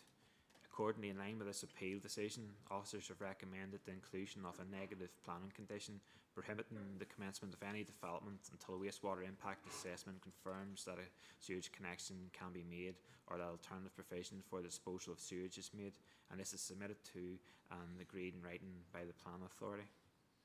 This would ensure that any concerns in respect of sewage capacity are properly addressed before the development can proceed. The application was also accompanied by a biodiversity checklist, preliminary ecological assessment, draft legal agreement for landscape management, drainage assessment, contamination report, archaeological impact assessment, noise impact assessment, construction and environmental management plan, preliminary ground investigation report, a geo-environmental survey and preliminary risk assessment report. These documents have all been appraised by officers in consultation with the relevant competent authorities who've raised no objections to the development, and appropriate conditions have been included where necessary. Members are advised that no objections have been received regarding this plan application. So overall, officers consider the proposal to comply with local development plan, the policy requirements of the SPPS and all other relevant planning policies. And on that basis, approval is recommended for the reasons outlined in the report and subject to the conditions suggested in the report. I'll just take you through the presentation.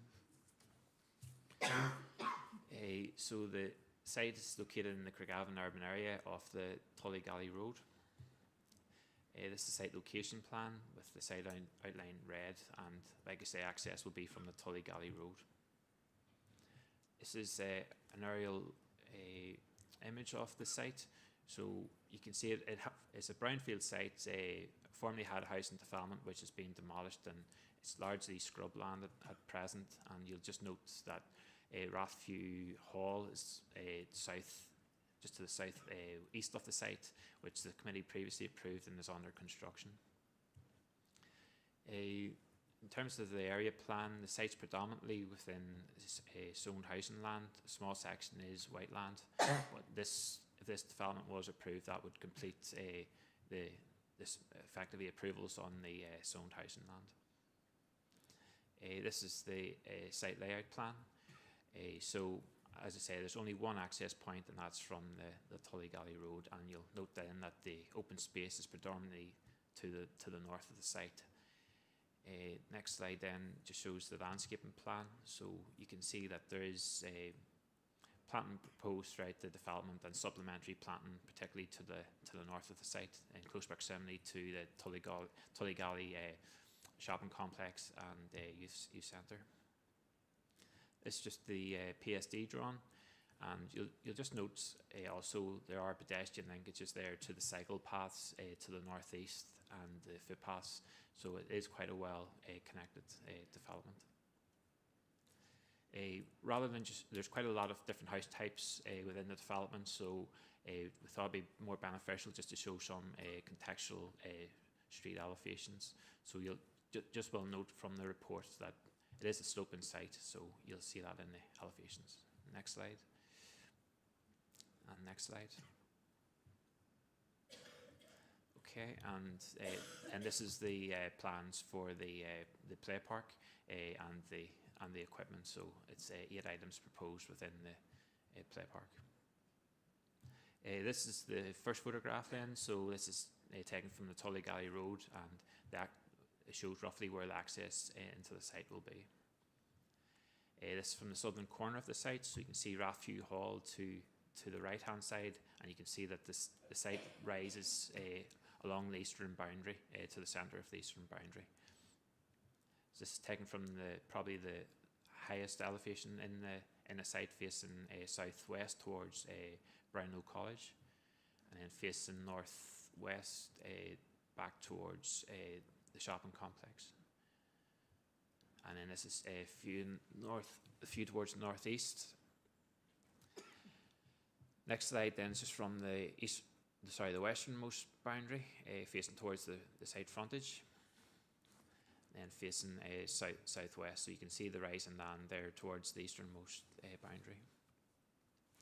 And then just from the centre of the site, you can just see some of the former access roads. And next slide then, again, you can see the rising land going up to Rathview Hall. And then this is just a few from that access road just to the site frontage. This is just a few of the northeastern boundary of the site. So this is where the site will link in with the existing cycle lanes and pedestrian walkways. And then just to show a bit of context, the properties in Meadowbrook, which also front onto those pathways. Okay, so this is where an area of open space will be in quite close proximity then to Tullygally shops. And then again, this will be an area of open space between the community centre and the development. And then this is roughly where the park will be sited, in close proximity to the youth centre.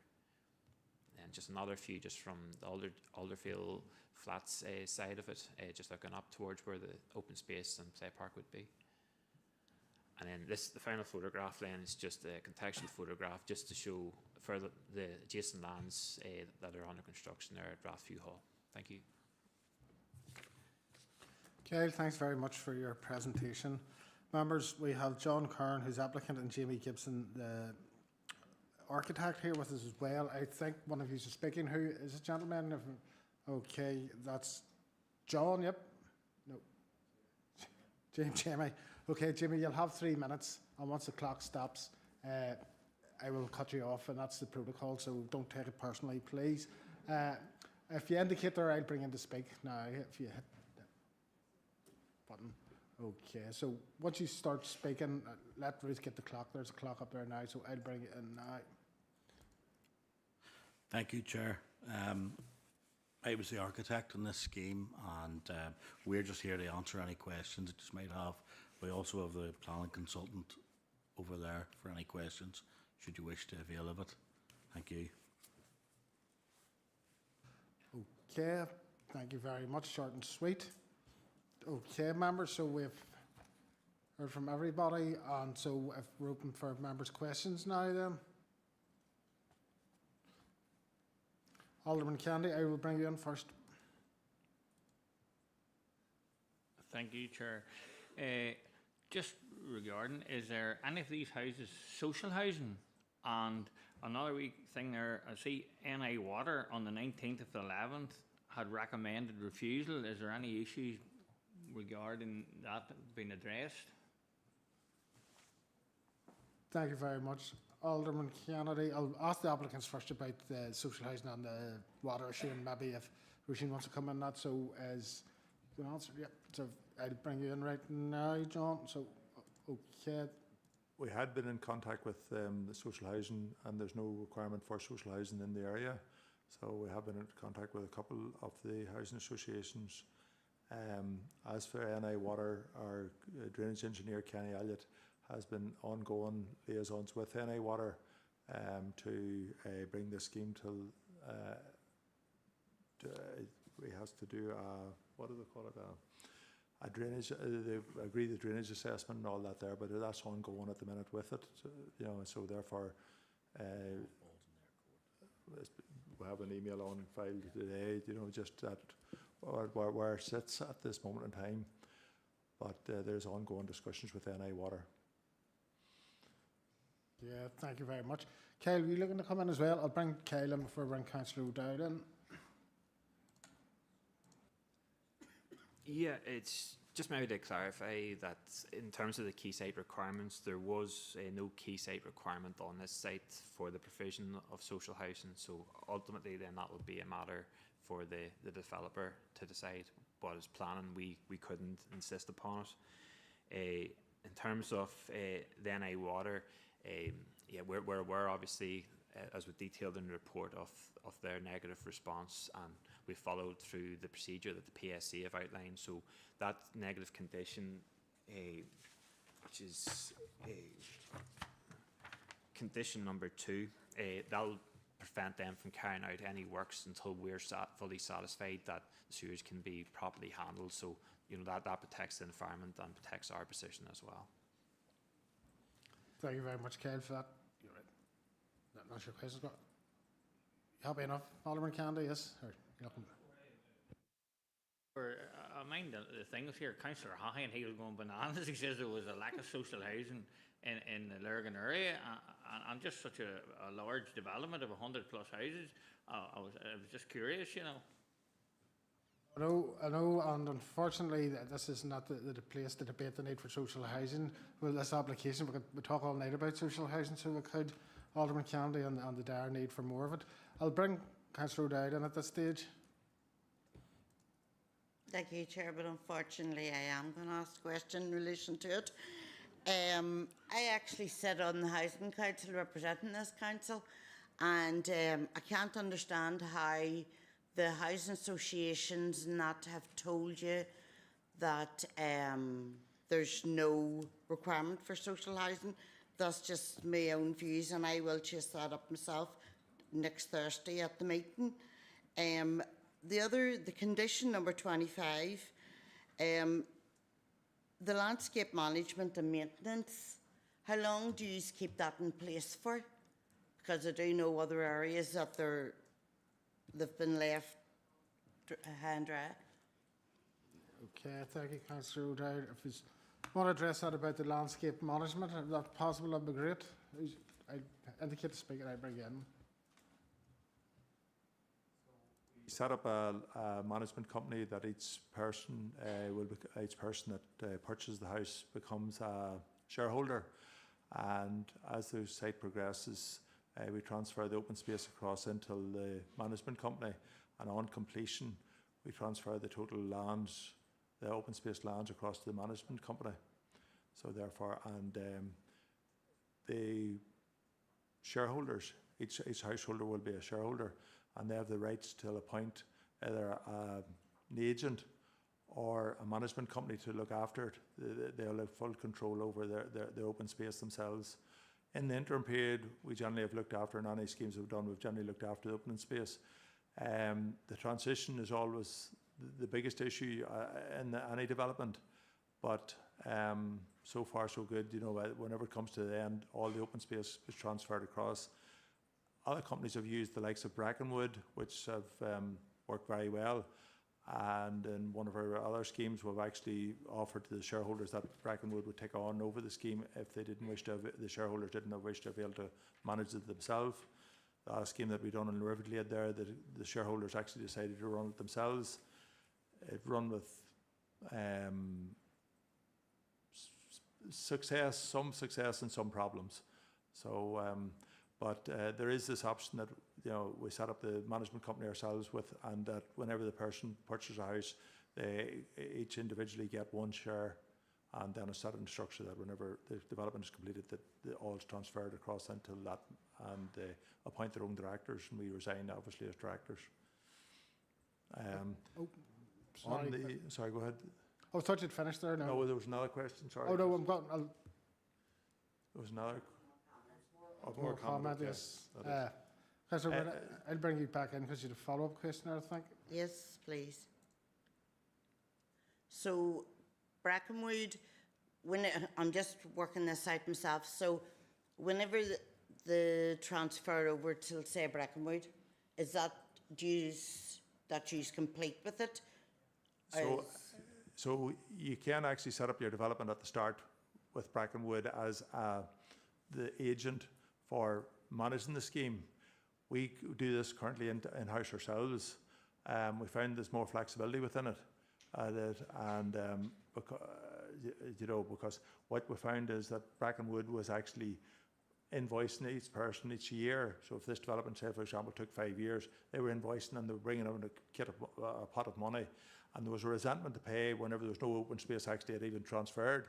So the mechanism is not ideal, you know what I mean, and I've been dealt with this in a number of queries on this, and I can rightly understand why why you're raising this question, but there's no ideal structure as in how you transfer small amounts, apportionment across. So generally what we do is the person purchasing the house will pay £100, and that goes into a separate bank account and a separate kitty and all that there belong to the management company. And we don't invoice any more until it starts maintenance actually starts. And then we obviously will transfer that across at the end, and that whatever pool of money has been there. And there was a small, obviously there's not administration fee was charged each year for an accountant just virtually doing a dormant accounts, for the first years. But that £100 at the start is like a slush fund, went on to whenever it gets up and running. But there is, I do take your point, Councillor, that there's actually a not the ideal mechanism, for how this is transferred and you always do get that resentment, and I'm sure you get plenty of queries. And in fact, I've got loads of inquiries even from other councillors. How do you actually manage this? Now, I think we're one of the few developers that actually take this upon ourselves to actually set up the management company at the start and bring it on through. But we found that it has worked reasonably well and much better than the other development that we did do, that we brought in a number of years ago, that Brackenwood was involved. The actual residents and who were the shareholders decided to actually do it themselves instead of Brackenwood. So there's, and that's their choice, and they will have that choice. Sorry, just a point on the social housing thing.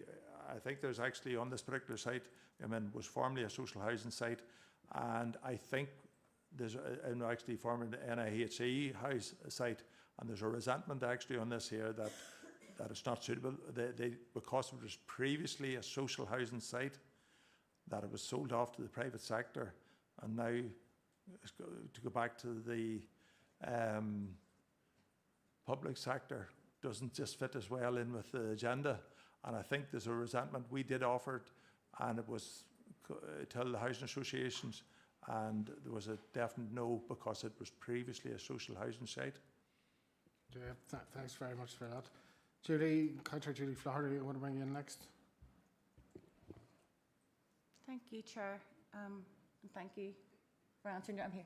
Thank you for answering any questions thus far. I don't think I'm the only one old enough in here to remember Rathmore. Remember the old housing development there, and you can see on the map the existing roads. So a couple of wee things maybe to run past you. You can see the existing layout of old Rathmore. The roads are still there, aren't they? I think you can see them in the slides. Will you be using those as a? I was trying to sort of overlay it maybe in my head when I was looking at them. They'll be all gone. And then I want to ask you a question about the back paths and things too, but if you want to come back. Make sure we go through the chair here. So sorry. Okay, so there was a question there. You going to answer it yet? I'll bring you in now. Have you hit your button there? I'll bring you in. Chair's touchy today. Yeah. Yep. No, so currently we're not using any of the previously road structures, but obviously they're very visible still. Okay. Another question, Councillor Flaherty? Yeah, I'll come and hit your button and bring you in. Yeah, I just wanted to make reference to, because it does make a number of references to the existing, not just the road layout, but the black path structure for access in different parts of it. So as part of that, will you be upgrading some of those? I'll bring you in now to answer that.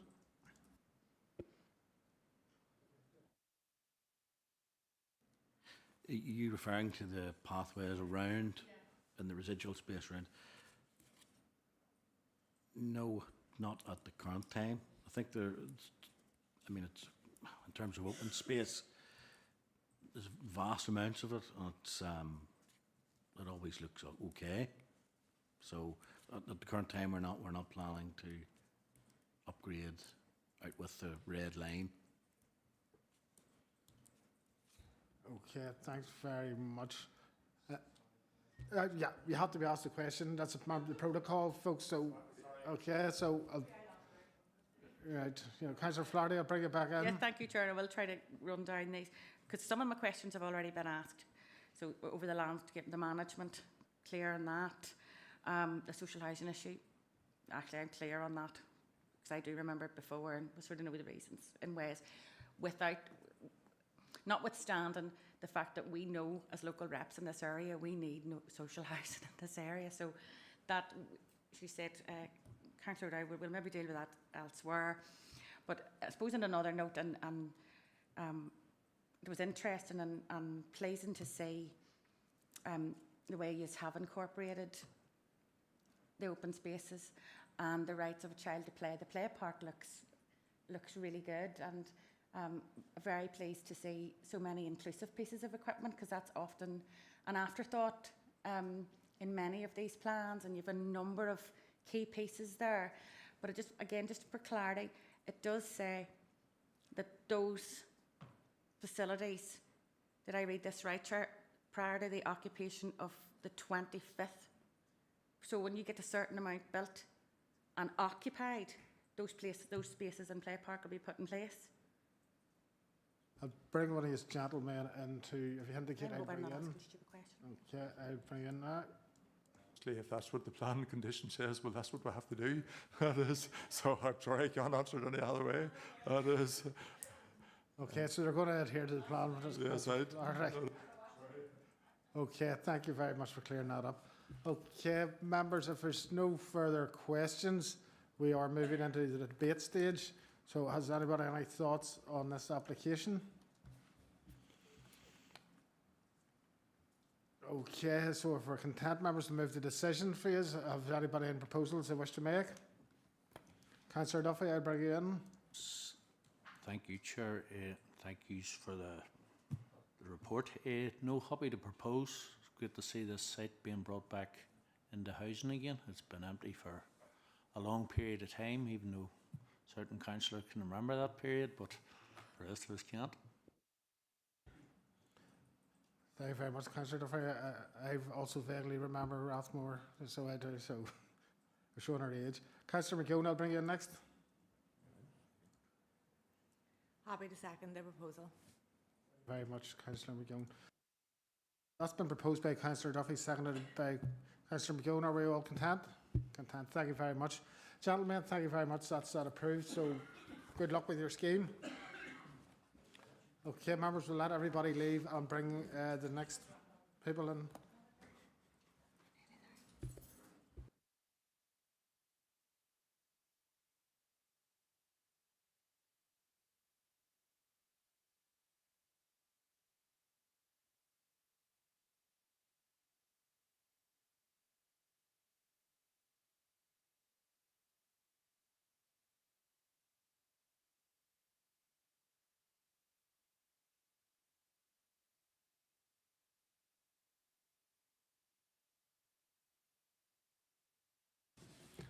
Okay, members, we're moving on to Appendix 4 and 5.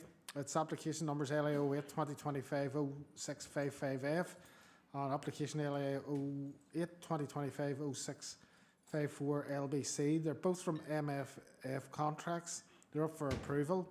Kyle will take us through the PowerPoint and the presentation. Lauren Coulter from Bale Ralston will be making a representation in support of the application. Lauren is online. Lauren, could you please indicate to speak so we can hear that you're actually, it's working here?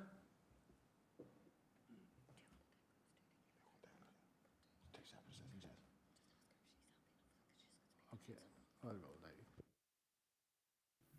Lauren, can you indicate, can you speak there just to make sure it's working all right? Yes, can you hear me okay? 100%. Lauren, can I check with you? Are you content? I know you're going to speak on these, but are you content to take both applications together and then we'll have decisions for it? So you're just speaking on 3 minutes at the end. Is that okay? You happy enough? Yep. Yeah. Thank you, Perfect. Lauren. Okay, so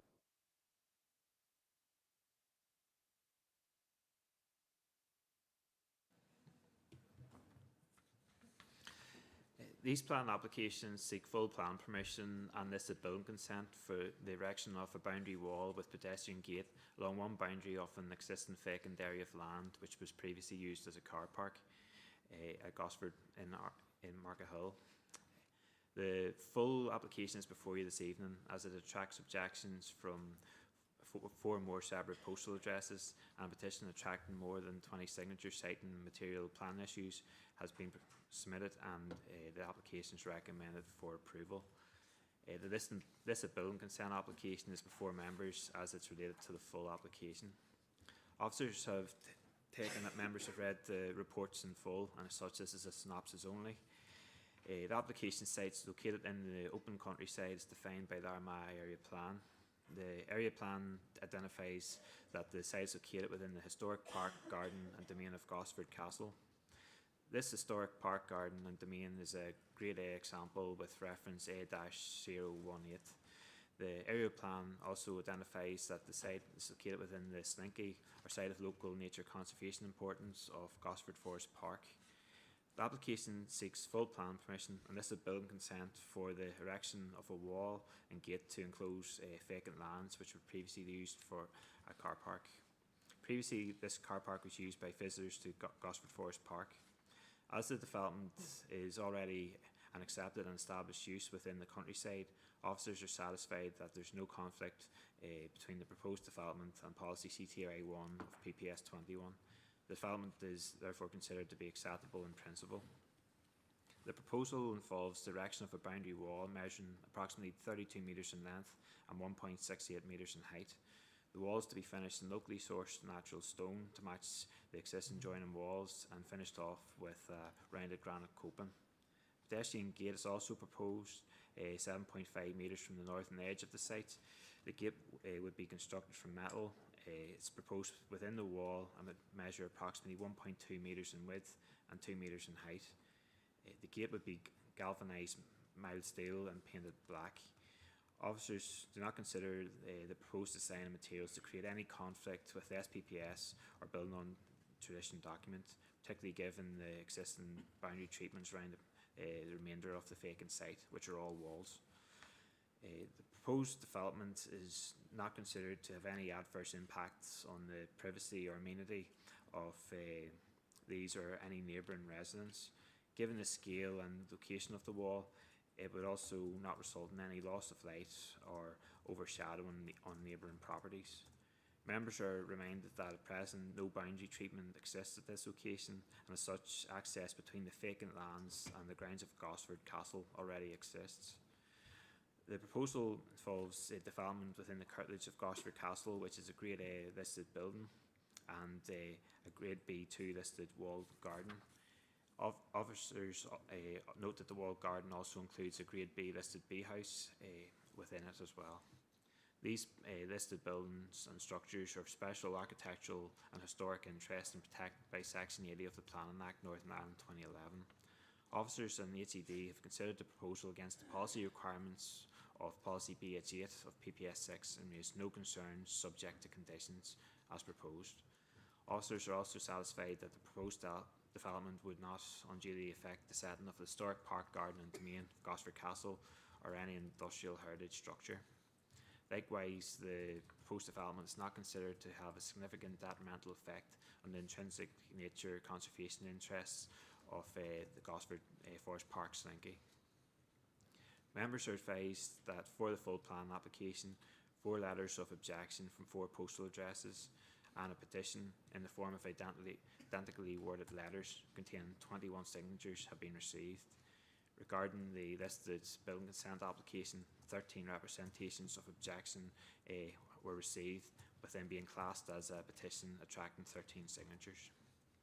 Overall, officers consider the proposal to comply with the local development plan, the policy requirements of the SPPS and all other relevant planning policies, and on that basis approval is recommended for the reasons outlined in the report, and subject to the conditions suggested in the reports.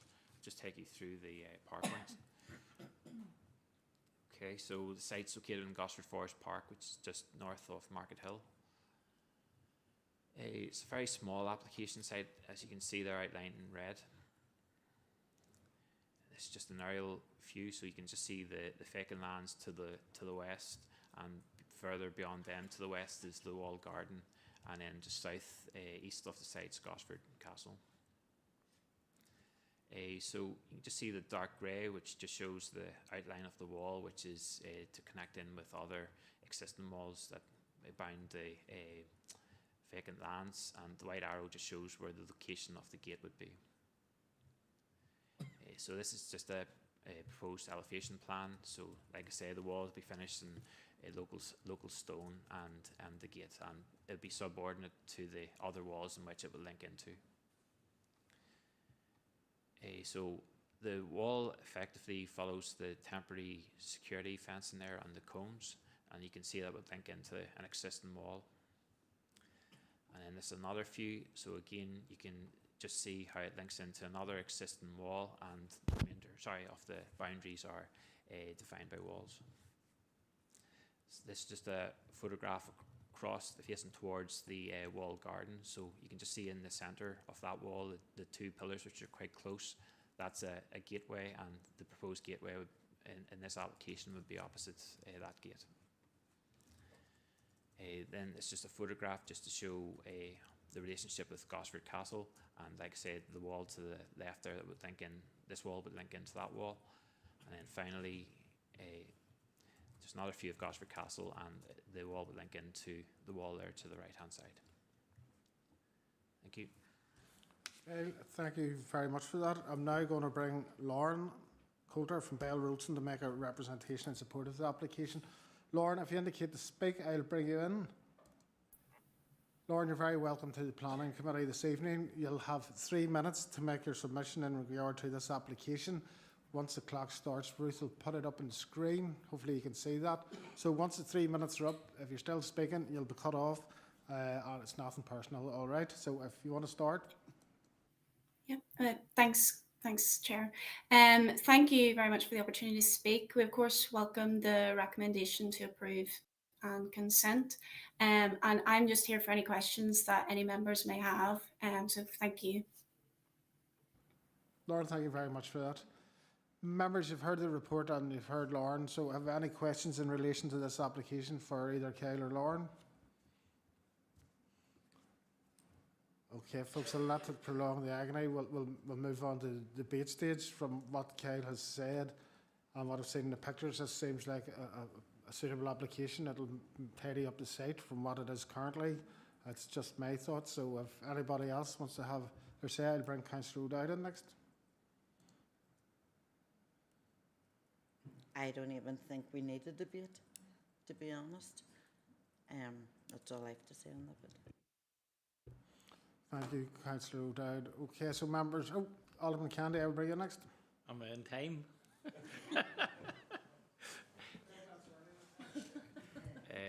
No, just the same along the comments, Councillor O'Dowd.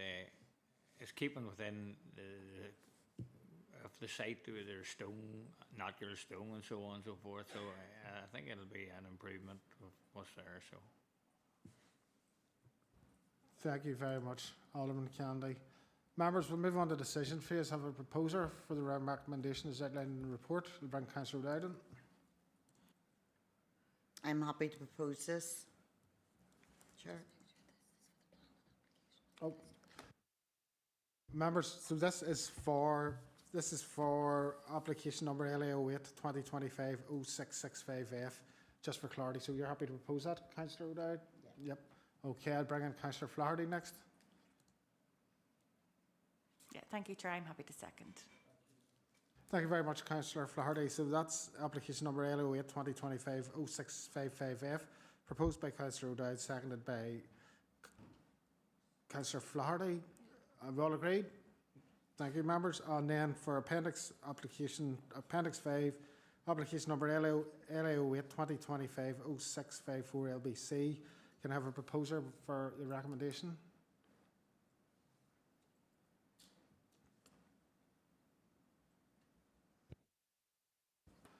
Councillor O'Dowd, I'll bring you in first. I'm happy to propose, Chair.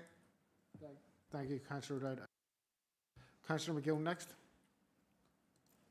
Happy to second the proposal. Thank you very much, Councillor McGill. So, members, that has been proposed and seconded. Are we on agreement? Yes?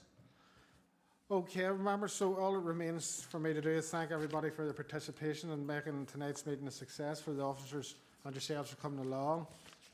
I debated whether to say this or not, because I don't know if it's too early or not, but I'm going to wish you a Merry Christmas anyway, because it's the last meeting of the committee. So on that note, we'll finish off. All right, so good evening, members. Sorry, Alderman Wilson, I'll let Alderman Wilson in. Yeah, thanks. It's not a question. I think it was remiss, maybe, I'm not sure if it was done at the last meeting or the one before, but it was just to pay tribute to Sinead McAvoy, who left us as a senior planner, and I just wanted to put on record, and not in confidential, that she was an amazing asset to this chamber and to this planning department, and I know she's gone to pastures new, and nobody can blame her for that at all, and we wish her every success. But it was just to definitely put my appreciation to her on record, because she was such a performer in this committee over all the briefs. I mean, we asked her some really tough questions because that's her duty, and she responded every single time on point, and you know, like Roisin is a senior planner and the rest of our planning team so brilliantly, and we really do appreciate it, because it wouldn't work without our planners, and Sinead was a definite shining light in that regard. So if just maybe on behalf of this committee, if some type of letter or something could be issued maybe from you as chair, that we do wish her all the best, and the door remains open if she ever considered a return. Yes, Alderman Wilson here. I'm very glad you raised that, and it was very remiss of myself probably not to acknowledge Sinead's moving on. She was a great member of staff. She was fantastic at her job. She dealt with some difficult applications, and she was always there to guide us through them. So yes, we can certainly do that, and thank you for raising that. I'll bring Alderman Kennedy in. Just a second, Alderman Wilson's thing there, we let her recommendation, but she was very approachable. They all are, like, she was really good with her responses. Yep, thank you very much, members, and that's a good end of the evening and a good point to be raised. So thank you very much, folks. So you're free to go.